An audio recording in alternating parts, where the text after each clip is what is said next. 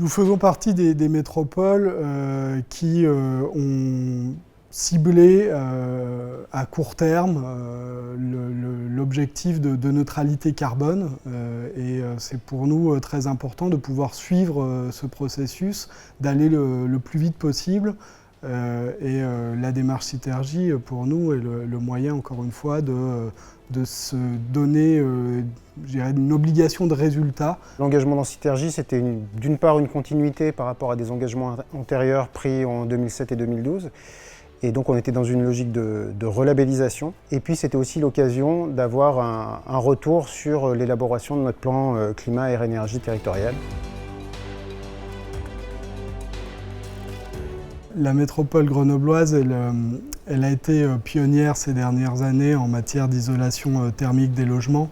On a été pionnier aussi sur le chauffage au bois non performant où nous sommes la première métropole à avoir mis en place un dispositif de prime pour les particuliers qui se chauffent au bois avec un appareil ancien et nous avons mis en place cette aide pour renouveler le plus vite possible ce genre d'appareillage. On a un plan d'action qui repose beaucoup sur à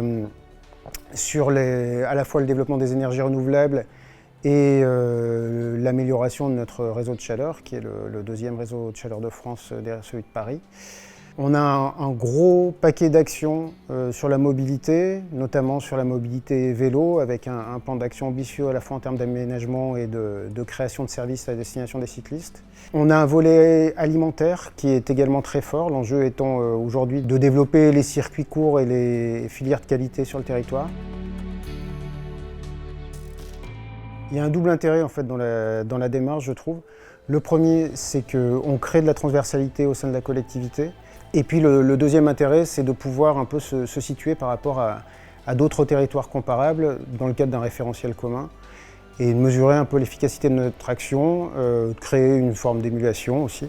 Une démarche comme celle de Citergy, elle met en mouvement, elle met en dynamique l'ensemble de nos services. Elle fait comprendre aux uns et aux autres que finalement les enjeux énergétiques ou climatiques aujourd'hui sont des enjeux transversaux qui doivent être pris en compte finalement dans l'ensemble de nos politiques.